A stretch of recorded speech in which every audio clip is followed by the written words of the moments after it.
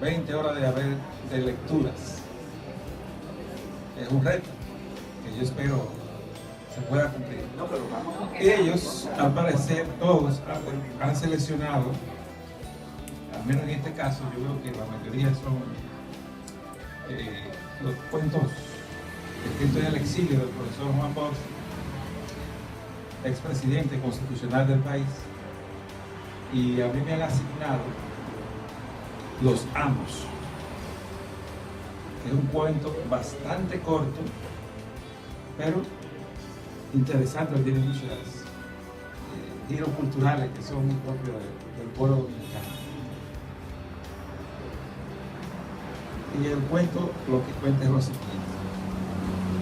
Cuando ya Cristino no servía ni para ordeñar una vaca, Don Pío, Celamos, el bañado y Don Pío lo llamó y le dijo que iba a hacerle un regalo.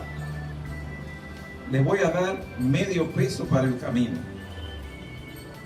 Usted está muy mal y no puede seguir trabajando. Si se mejora, vuelva. Cristino extendió una mano amarilla que le temblaba. Muchas gracias.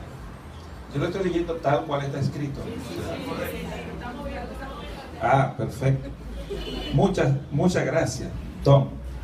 Quisiera coger el camino ya. Cristino se había quitado el sombrero y el pelo abundante, largo y negro, le caía sobre el pescuezo.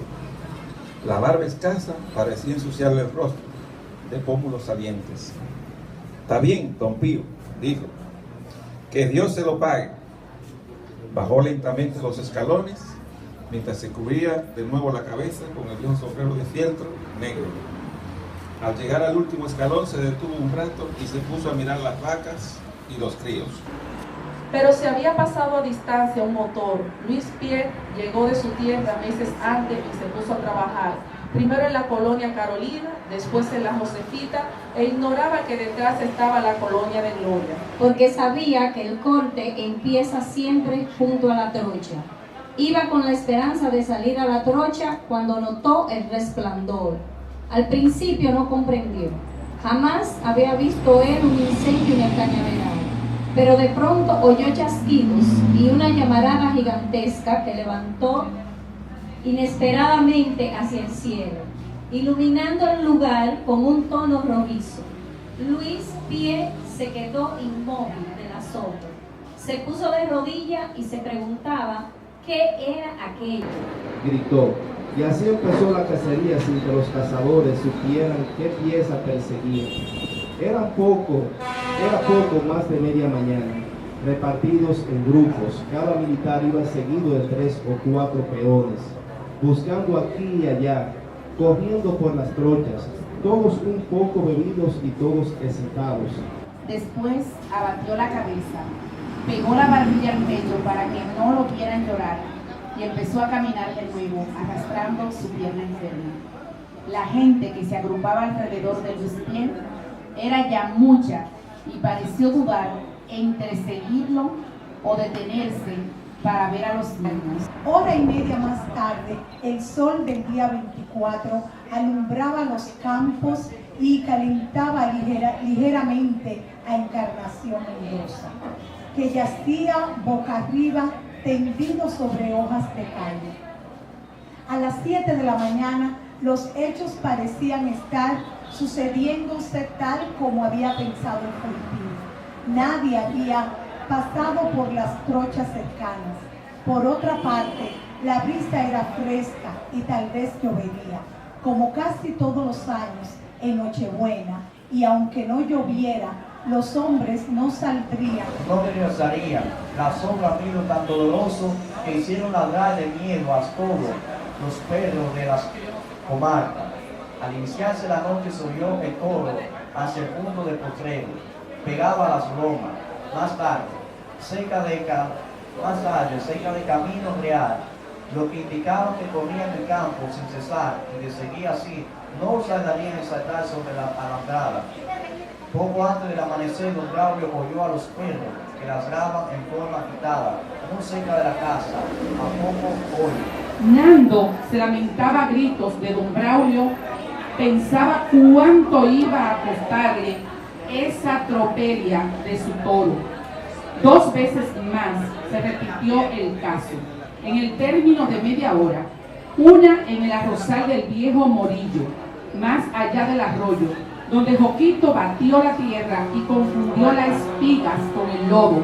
Extrayendo los cuchillos de las cinturas, varios hombres se lanzaron sobre Joquito, y 1 hora más tarde la carne del toro, partida en grandes piezas, era llevada a la cocina de don Braulio. Ahí pareció terminar todo. Tornó a lloviznar y el agua borró el último rastro de la sangre de Joquito. Los perros se hartaron con los pedazos inservibles de la víctima, y cuando se acercaban las 4 de la tarde, nada parecía haber sucedido y nada indicaba que Joquito había sido muerto y descuartizado en el camino real. Gentilmente, la balandra giró y enderezó hacia la paloma. Con efecto, la paloma debió haber recibido un golpe en el ala izquierda, pues sobre este lado se debatía sin cesar, moviendo con loco impulso la derecha y levantando la pequeña cabeza. El terror de aquel animal de tierra y aire abandonado a su suerte en el mar era de tal naturaleza que cuando advirtió la proximidad de la balandra pretendió saltar para alejarse. Cuando en un movimiento de natación sintió que su pie derecho tocaba algo blando, poco a poco fue dejándose descender.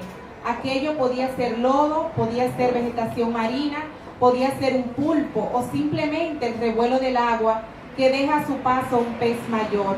Pero no tardó en darse cuenta de que era lodo. Lodo había llegado, por fin. Temeroso de algo inesperado, fue aplicando un pie, uno solo. Sí, había llegado. Ahora bien, ¿a dónde? Para mí como que se va a poner un tiempo de agua. Negó ella. No hablo de otra cosa. Me da el corazón que algo malo va a pasar. Anoche sentí un perro llorando. Resonaban los angustiosos gemidos de las bestias. La gente se asomaba a la puerta a ver qué sucedía. ¿De dónde salían tantas veces? Ya había más de 1,5 y la lluvia que engrosaba a medida que la tarde caía no detenía la marcha de otras que se veían llegar a lo largo de los callejones. Aquel lugar no era sitio de ganadería, y con la excepción de las reses de don Braulio, no había vacas ni toros. Y golpeó en la puerta con el cabo del machete. Oyó pasos adentro. ¡Abran!, ordenó. Oyó a la hija decir algo y le pareció que alguien abría la ventana. ¡Que no se vaya esa sinvergüenza!, gritó el viejo. Un impulso irresistible le impedía esperar. Cargó con el cuerpo sobre la puerta y oyó la aldaba caer al piso. ¿Peor que morirse?, preguntó Magina. Que yo sepa, ninguna. Sí, respondió lentamente Nicasio. Saber es peor. Magina no entendió. Nicasio la miró un instante con extraños ojos de loco, y ella pensó que los viejos, cuando se quedaban solos en el mundo, se vuelven raros y difíciles de comprender. Daban vueltas y vueltas y vueltas, como ciegas, como forzadas, y tornaban a quejarse. Inesperadamente reventó cerca otro potente bramido, y de algún lugar no lejano salió otro. Entonces se arrimó a la puerta un viejo campesino y se puso a observar los matorrales. La menor dilación y el balcón podían caerse. Por cierto, una parte cayó, precisamente cuando Victoriano se acercaba al extremo que él mismo había roto poco antes. La gente bramó cuando vio este pedazo de balcón, consumido por el fuego, caer entre chispas y estruendo. Durante cierto tiempo me sentí paralizado por el terror, pero era el caso que aún incapacitado para pensar y para actuar, yo estaba allí. Había pasado el umbral y tenía que entregar mi cabeza. Cristino tenía 3 años trabajando con él. Le pagaba $1 semanal por el ordeño que se hacía de madrugada, las atenciones de la casa y el cuidado de los terneros. Le había salido trabajador y tranquilo a aquel hombre, pero había enfermado, y don Pío no quería mantener gente enferma en su casa. Don Pío tendió la vista. A la distancia estaban los matorrales que cubrían el paso del arroyo, y sobre los matorrales las nubes de mostaza. La boca se le endurecía segundo a segundo. María Sisa contaba y contaba con sus rutilantes y cortantes palabras aymaras, sin alzar la voz, gesticulando a veces, señalando de pronto el rincón de los puños donde había sido atacado. Llevaba todavía la palabra cuando Manuel Sicurri vio el hacha, aquella hacha con que su padre había dado muerte al puma, y dejó a María Sisa con la palabra en la boca. Con efecto, la paloma debió haber recibido un golpe en el ala izquierda, pues sobre ese lado se debatía sin cesar, moviendo con loco impulso a la derecha y levantando la pequeña cabeza. Y como con 100 cadenas bordeándole el cuerpo. Le voy a pedir como un favor, no responder una pregunta política. Sencillamente, dígame cómo era la relación entre ustedes. Desastrosa, doctor. Yo era muy sumisa. Y él se aprovechaba de esa situación. No me da la gana de dejar mi barrio. Aquí es peligroso. Ya cállate. Fuera de aquí lo que buscas es enredarte con otro. ¿Por qué mantienes esa actitud de que fuera de este barrio eres nadie? ¿Quién te dijo eso? ¿Quién te dijo eso? Yo soy mejor que tú aquí y en cualquier lugar. Si estoy contigo es por lástima. ¿Dónde vas a encontrar a un hombre como yo? Eres una medicucha barata que ni siquiera puede curarse a sí misma de su espantosa fealdad. Déjame ver qué ocultas. Es mejor que te vayas. No quiero verte más. ¿Por qué me tratas así? Soy tu amiga. Soy la única amiga que te queda. No, tú no eres mi amiga. Mi amiga no estaría aquí ahora provocando la ira de mi marido. Pero, ¿de qué estás hablando? Dios mío. ¿Ahora por qué te pegó? No, no me pegó. ¿Y qué es eso entonces? Sí me pegó, pero fue mi culpa. Yo... Debes denunciarlo. Si no, un día te va a matar. Después, las cejas finas, los ojos pequeños, y la nariz y la boca. ¿Qué boca? Dios sonrió 2 veces y la gente se moría porque lo hiciera de nuevo. Era una boca menuda, de labios carnosos y dientes macizos.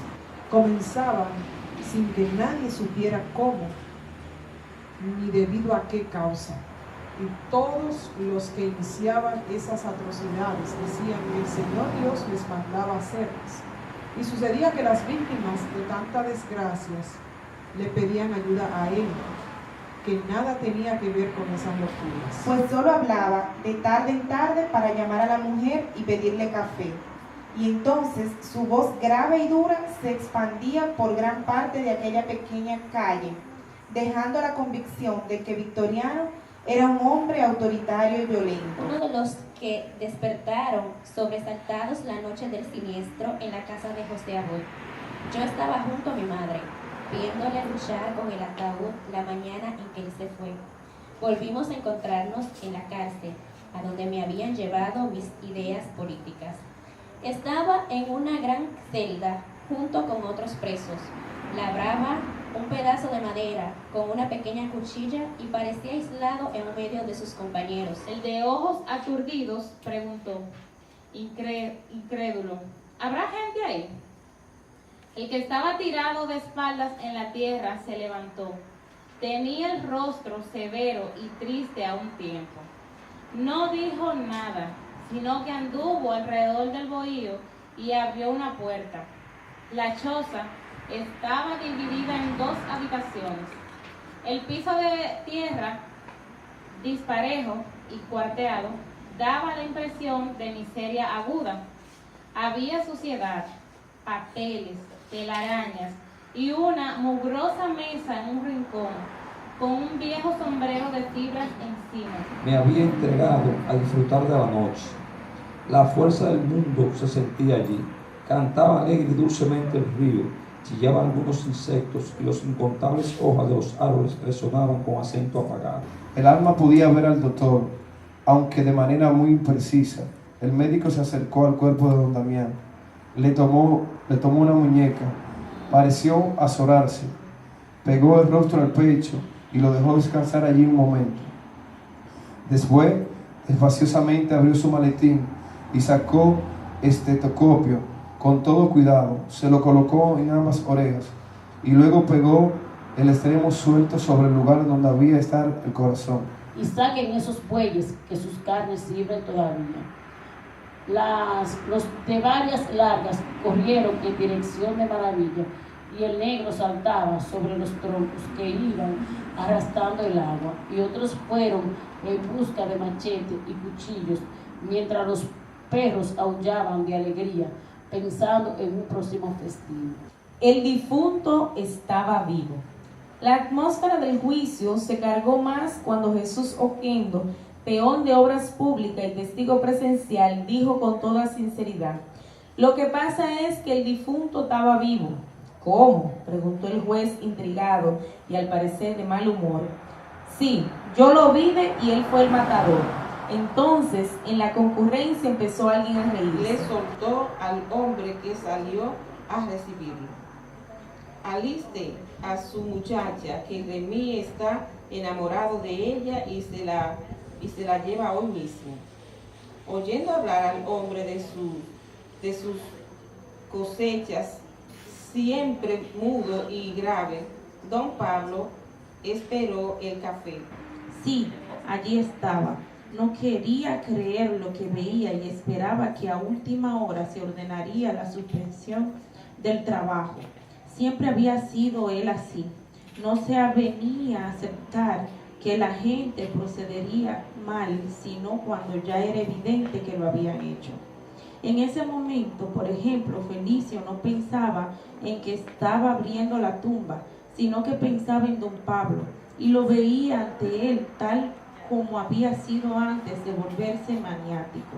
En tal trecho, unas veces más cerca del río, otras veces más lejos, se hacían carboneras, y todo el lugar parecía un antiguo cementerio abandonado, cruzando los palos debidamente astillados y colocándolos en hoyos que después cubrían de tierra, en tal forma que a la distancia semejaban tumulto.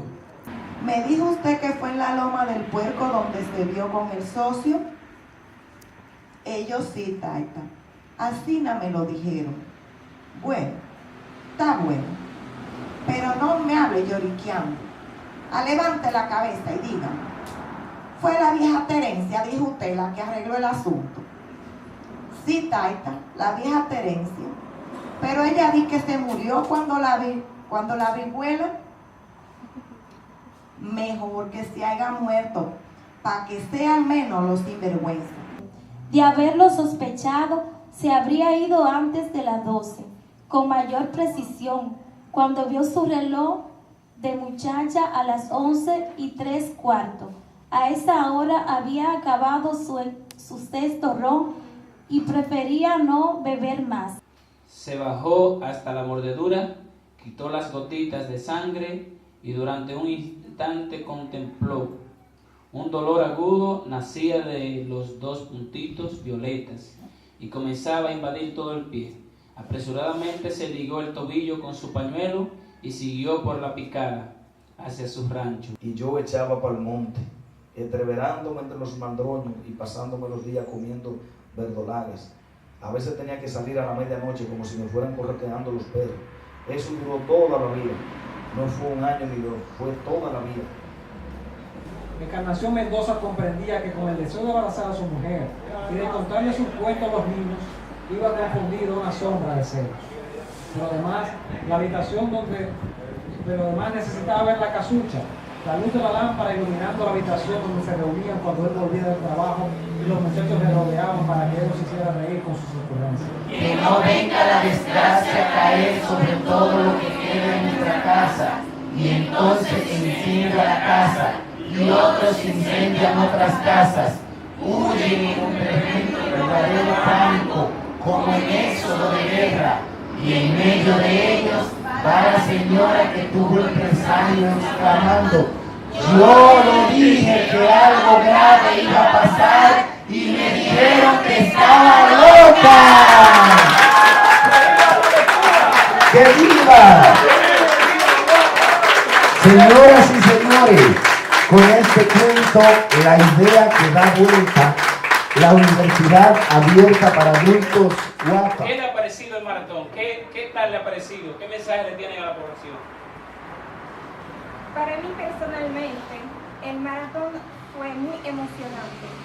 Pasar una noche y amanecer juntos leyendo como cuentos, es como uno estuviera escuchando los padres contando cuentos a los hijos. Mario, una experiencia inolvidable, compartir con tanta gente calurosa, tanta gente amable, una atención formidable. La experiencia de leer, de durar 20 horas leyendo, sin duda la lectura es parte fundamental del conocimiento. Me ha parecido fantástico, gracias a la Universidad Abierta para Adultos UAMPA por la oportunidad que nos da de crecer, y quiero hacerle reconocimiento a jóvenes, adultos y niños que hagan de la lectura el juego o la novela o todo preferido, porque cuando usted lee aprende a expresarse, aprende a escribir, y además de todo se engrandece como persona.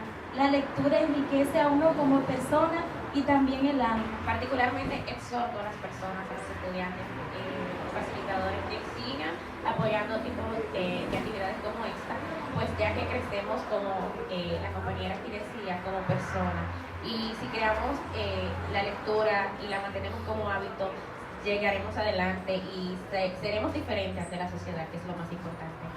Buenos días primeramente. Estoy sorprendida por el masivo apoyo que recibió esta actividad.